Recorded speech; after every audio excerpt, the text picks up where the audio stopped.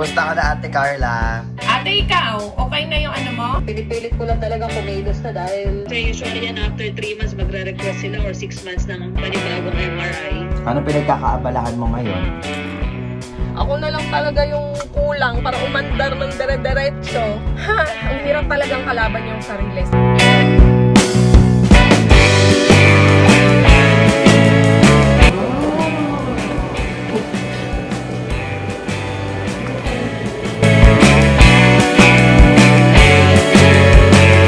Kakagawa ko lang yan kagabi. Ayan. Sorry, di ako nakakatawag. Ang balita dyan. Ay, nako ah. Yeah. Ate. Hello. Kumusta ka na, Ate Carla? Na si Ate Elsa ng pang-reflux. Sa reflux nga kasi yun eh, pag ina-acid siya. Oo, kasi wala namang nakita yung doktor eh. Yun lang yung na-correlate niya eh. Pag nire-reflux daw kasi nagha-heartburn. Baka, sabi niya, pag sobrang tindi ng reflux, lalo na daw kasi pag pag matanda, ganon. Kamusta kayo dyan? Oo, ito, ayan. Si Kuya ko, mataas naman ng sugar. Kasi diba yung ubo niya, pabalik-balik. Tapos nasabay naman ng ganyan. Sugar, cholesterol, ay nako. Hala, wag ka mag-take naman kung ano-anong gamot sa cholesterol, di ba? Parang doon yung kay mama. Ang daming gamot-gamot. Oo, side effect. Kaya nag-ano kami ng Kaya pinipilit namin pababayin eh. Kaya palit na yung niya eh, pagkain eh. Magtyaga na lang talaga kayo sa pagkain. Wala nang red meat. Puro chicken at saka fish na lang siya. Pescatarian diet. Ayan. Tsaka mag-ano ka na lang din. Gulay. Diabetic din ba kami? Sa amin? Oo, di ba sila baby? Oo, tsaka si pala, no? Si Charosing pala, namatay kasi diabetic. Ate, ikaw, okay na yung mo? Ako, hindi pa nga rin. Masakit pa rin yung ulo ko. Pinipilit ko lang talaga kumilos na dahil tagal 6 weeks na rin eh. Ibig sabihin, may nakakaramdam pa rin ng pintig-pintig, sakit-sakit ganon? Parang hindi lang pintig. Sabi ko nga, mas masakit pa ngayon kaysa nung before ako yung surgery. Oo, hala. Tapos, yung tahe, okay na. Magaling na, okay. Pero yung sa leg ko hanggang sa may batok, parang hinahatak yung mga ugat-ugat ko. Parang ganun. Nararamdaman mo. Pero mas okay na siya kaysa nung mga nakararang linggo. Kasi nakararang linggo talaga parang hirap na hirap ako eh. Ayun, medyo unti-unti nawawala na yung sa may tuktok ng ulo. Nag-ano nga ako, sumali ko sa yung group na may Chiari dito sa US at Canada. Yung may mga ganyan. Yung talagang pre-surgery bago okay. Ano siya? Nagre-record o talagang Ano siya parang yung Chiari, parang dugtong-dugtong, may mga underlying pa, pwedeng meron pang baradong sa spinal mo, pwede pang, kumbaga hindi ka agad na pag-aralan lahat. Surgery ka ng maraming pang problema pa pala sa spine. Doon, nagkakaroon ng problema. Sabi ko sana nga, wag naman, kasi ayoko na, no? Kaya nga, tsaka nakakatakot opera na naman. Kasi usually yan after 3 months magre-request sila or 6 months ng panibagong MRI para ma-check kung may changes. Sana okay kasi may February, sana okay na kasi back to work na ako. Ano pinagkakaabalahan mo ngayon, Ate? Ano pinagkakaabalahan mo ngayon? Wala, tambay. Talagang tambay. Pahinga lang. May mga dapat na yung sa trabaho, mga exam, hindi ko rin ginagawa. Pagka makirot yung ulo ko pag nakayuko ng matagal eh. Kaya kahit paano, yan. Ligpit-ligpit lang ng konti, luto. Luto pa din eh, no?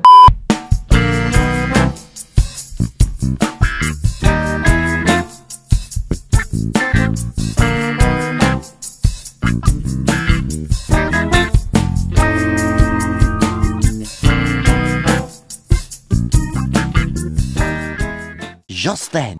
Nakakatuwa naman kasi alam nyo, sa lahat talaga ng pinagdadaanan ko, Sabi nga ni Jet, ako na lang yung kulang. Lahat ng suporta, lahat ng gasolina, lahat ng pagmamahal, nakapaligid sa akin. Especially yan, si Daddy Jet, tapos si Ate Carla, tsaka si Kuya Victor. Talagang nakasupport sila. Ako na lang talaga yung kulang para umandar ng dire-diretso. Kaya sana naman talaga, yun. Pag-pray nyo din ako mga Ningskis kasi ang hirap talagang kalaban yung sarili. Sabi nga yung best kumbaga yung best skills mo, yun din yung weakest personality or weakest character yun, kumbaga, no? So ang importante kasi talagang huwag tayong hihinto. Tama yun, sinabi. Kaya sana huwag talaga akong huminto, At dahil nga dyan, tayo'y susugod sa skin buffet, mga Ningskis, dahil it's been a while.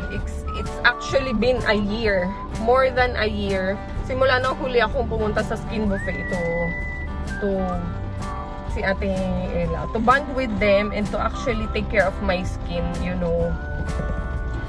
Isa yan sa mga nawala sa, sa ginagawa ko sa sarili ko, yung pag-aalaga sa sarili ko. I have all the right, kumbaga, I have all the right person to help me. Yan, yung mga beloved partners ko, diba? Yung mga sponsors ko, brand sponsors ko, guys. Nandyan sila, hindi sila napapagod sa akin. Ako lang talaga yung yung on and off. Kaya hopefully this time talaga, sabi ko sa sarili ko, ayoko nang antayin or ayokong dumating yung time na sila na mismo yung susuko sa akin. So, wag ganon, besh. Wag nating hayaang dumating yung yung panahon na yon. Kaya, sugod tayo sa skin buffet, mga Ningskis, and I'm so excited to take you with me kasi dahil nga tagal kong hindi nakapunta doon. I'm so excited to see their new branch. Bago na yung kanilang clinic, bagong lugar na. Hindi pa ako nakapunta doon. It's my first time. So, sabay-sabay nating malaman at i-explore kung ano yung mga treatment na gagawin sa akin. Actually, ang dami kong gustong gawin na treatment para sa sarili ko. Siyempre, hindi na tayo bumabata. Tayo'y sumusyonda na. Kaya naman kailangan natin ng karagdagang tulong. And, ang pinaka-concern ko talaga is yung warts, guys. Dumadami yung warts ko. It's not healthy. So, we need to address it as early as now.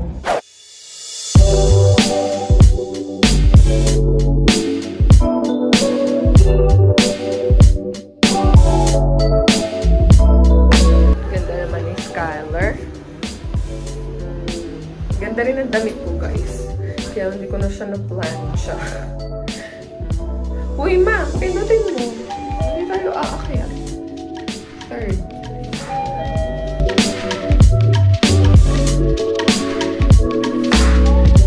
Grabe, ngayon lang nakapunta dito sa nila, bagong clinic. Hello! Tahimik nyo naman! Ayan. Ang ganda. Ngayon lang nakapunta dito. So, mamaya explore natin yung mga rooms nila and kung ano yung mga services. Kasi diba sabi ko nga sa'yo, tagal ko na hindi nakapunta dito. Actually, parang hindi ko na nga din sila kilala lahat eh. Ayan si Ate Raquel, tutor niya tayo. Kasi first time ko lang din dito. Wow! Oh, ito yung consultation room. Ay, ang ganda. Ito yung nandun din, no? Yes. Sa dating clinic. So, ayan. Meron silang consultation room dito, guys. Para ma-assess nila yung current condition ng skin nyo and kung ano yung mga treatment na nababagay. So, okay naman po yung aming treatment room.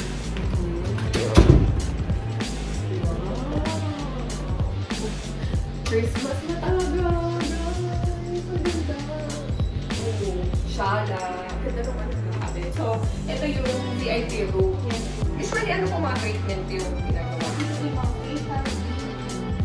Oh, slimming, guys.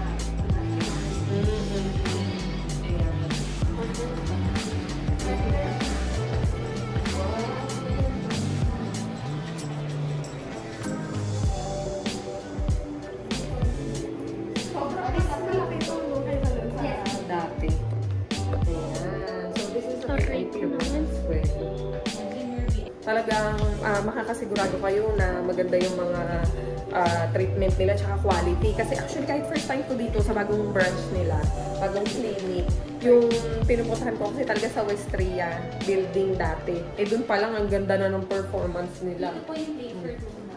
Ano? Pang laser. Wow. Pang laser. Ang ganda, ano? Ka-excite naman. So yan, bilis halika. Magpa-assess na tayo sa kanila para malaman kung ano yung treatment na nababagay sa akin. Kasi di ba na-mention ko nga sa inyo kanina na I really don't have anything in mind. Pero yun, gusto ko lang din ma-address yung about sa warts. Pero later on, unahin na lang muna natin yung mas pwedeng gawin as of the moment. Tanggal na ako ng makeup, guys. Salamat kila ate kasi pinahiram nila ako ng binigyan pala nila ako ng makeup remover. So, ayan ang ating skin for today's video. Ngarag-ngaragan. Pero ayan o, dami kong mga tagyawat talaga. Ito sobrang tagal na, hindi pa rin talaga siya nawawala-wala. So, ayan, tayo. Facial po ang gagawin natin. Yun. Oo nga. At saka ano po pala, tanong ko kasi ang dami kong warts. Pero hindi ko sigurado kong warts talaga yun. Kasi nakakapa ako eh. Ayan. Si Ate Raquel, tama. Ayan. Si Ate Raquel from Skin Buffet. Siya yung tutulong na ma-assess yung skin ko ngayon. Meanwhile. Ayan guys. Isa ko pa palang concern is yung facial hair. Ayan. Especially, di ba, lately gumagawa na ako ng mga beauty videos. Tapos, very noticeable talaga yung pabigote na facial hair. Lalo na dito yan o, sa area na yan. Tapos, nalaman ko din, sabi ni Ate Raquel, na contributor din pala yan sa tigyawat. Dahil nga may picos ako, diba? So, yung hair sa face is prominent din talaga. Diyan daw natatrap yung mga oil na nagkukos din ng mga tigyawat. So, kaya pala most of the time, marami akong tigyawat dito around the mouth area. So, meron silang sinuggest na treatment. Meron silang gagawin to manage yung mga facial hair. Especially ito. Yan, yung nasa mouth area. Parang pabigote na nakakasura. Lalo na pag gumagawa ka ng video, yung naka-smile ka, pero parang ka naka-frown. Kasi may shadow. may ganun. So, yan. Talagang road to pagpapaganda na tayo dito sa Skin Buffet, guys. And later, papakita ko sa inyo yung treatment na gagawin. Para kung sakali na parehas tayo ng situation, marami din kayong facial hair, especially sa mouth area, pwede nyo yun i-try.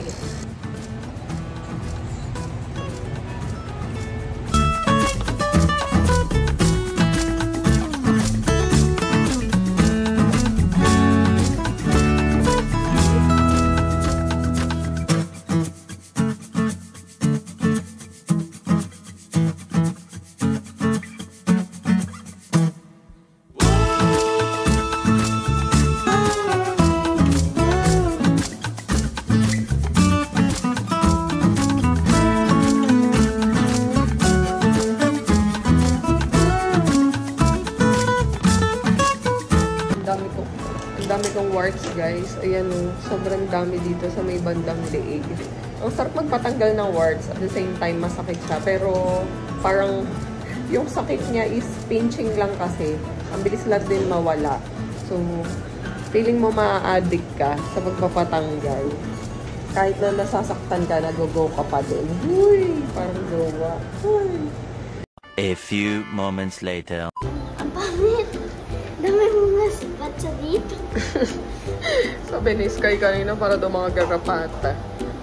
Eh, kung yung bibig mo kaya ipa-cauterize ko.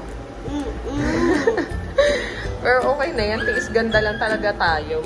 Magsasubside din naman yan, guys. So, ayun. Ang daming napatanggal na warts, lalo na sa neck area.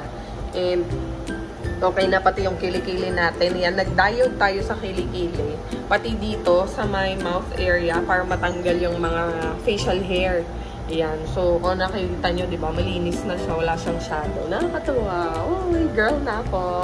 So, babalik tayo ulit dito after 2 weeks for the facial. Ay, hindi. Sa diode pala. Yan. Tapos, i-check ulit yung, yung mga warts, baka merong na-miss out or something. Tapos sa hair, magta-tightening yata. Parang may something ganon, tightening, skin tightening para dun sa mga pores ko. Sobrang visible kasi. So anyway, ayan. Thank you so much, Skin Buffet. So dalaw kayo dito guys, dito sa may Hollywood Square building located here in West Ave, Quezon City. Salamat! Thank you! See you again! Salamat! Ikaw, Cloudy, ba't mo kinalat yung gamit ni ate? Ha? Cloud? Cloud, ba't mo kinalat gamit ni Sky? Ha? iPad nga yan, pero bakit mo kinalat? Ha? Asan si Papa? Ano po? Asan nga? Asan? Basar? Basar ka dyan. Gawa. What happened to my candles? Iya, ano pa yan? I-heat gun pa. Ayan, guys. Gumawa ako ng mga candles. Actually, kakagawa ko lang yan kagabi. Ayan, 200 pieces yan ng candles. Order kasi yan. So, ginawa ko siya kagabi. Ayan yung literal na nagsunog ako ng kilay kagabi. Kaya wala akong tulog 4 hours lang tulog ko. Kasi nag-start ako kagabi gumawa like mga 11. Kasi kwentuhan pa kami ni Jet. Nag-start ako gumawa mga 11. Tapos natapos ako, 5 a.m. Yan. Tapos hindi na ako natulog. Syempre kasi 6 a.m. gigising na eh. Dahil nagpapag-6 ka eh. Pagkabalik ko dito sa bahay, mga 7:50, natulog na ako. Pinabayaan ko ni Jet matulog kasi para makabawi nga ako at magdamag ako walang tulog. And then, siya na sumundo kay Skyler ng 11:30. Tapos, nagising ako 12:30 yata or 12 o'clock. Tapos yun, nag-ayos na ako. Medyo nag-subside na yung pagka-redness ng face ko. Pero ang dami pa din. Okay lang yan, guys. At least, di ba, na na siya, na-address na yung problem, na-treat na. Ito talaga yung yung matagal mawala. Yung scabs galing sa warts. Kasi mag-ano yan eh, mag-i-scabs pa. Tapos tsaka pa lang siya mag-i-heal. Tsaka siya mag-fall. So, anyway, ayan, ito din, medyo malala yung niya, yung condition niya. Uy, malaglag si Yumi, Cloud! Ibaba mo, malalaglag yan. Kaya, yun. Ang dami ko pa naman, mga PR boxes yan, guys. Padala lahat yan. Sobrang dami. Gagawan ko yan ng mga video. So, tomorrow, hopefully, makagawa ako ng isang video. Ang bilin lang naman sa akin tonight is wag siyang basain tonight lang. Tomorrow, okay na siya. At least, diba, malinis naman na yung face natin. Nilagyan na rin kasi nila ng antibacterial and topical treatment para dun sa mga warts. So, anyway, yan. Kain muna tayo, guys. Gusto ko sana itong gawin na ngayon. Kasi, ready na to para ipack. Kasi, overnight na siyang natuyo. Tapos, mag-cure yan habang naka-ready na. I mean, ipack na iaayos. Hindi naman sa, di ba, i-turn over agad. I-turn over to next week. Yan. Pero kailangan pa itong putulan yung mga week. Tatanggalin tong mga bakal. Ayan, 3 cent yan. Ito ay, ano ba to? Lemongrass, lavender, at saka fresh bamboo. Yan, kaya naka-separate yan. Buti nga, hindi kinalkal ni Cloudy. So, kung nga sana siyang gawin ngayon, kaya lang anong oras na. Wala pa naman si Jit. Wala mag-aasikaso sa mga kids.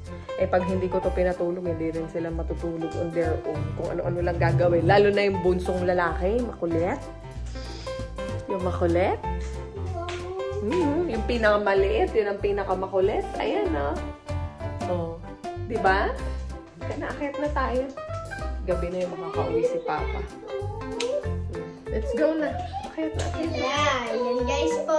Ayan na lang. Ayan. Cloud. Hindi mo pa inayos yung bed natin. Ay, sasaraduhan si Mama. Grabe siya. Ay, ayusin po. Hindi pa rin ako nakapaglinis dito sa kwarto ng mga bata. Ang dami mga small pieces of paper. Tapos yung mga damit, nandyan pa rin sa basket. 2 basket. Tapos, May dalawang basket na rin doon sa baba. Ayan. 4 na basket na yung nag-aabang sa akin.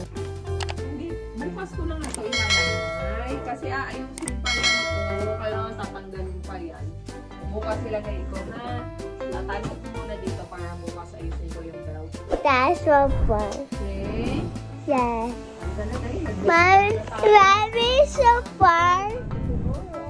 Yes. Sign. Sign. Bakit ni ate? Nasa. No.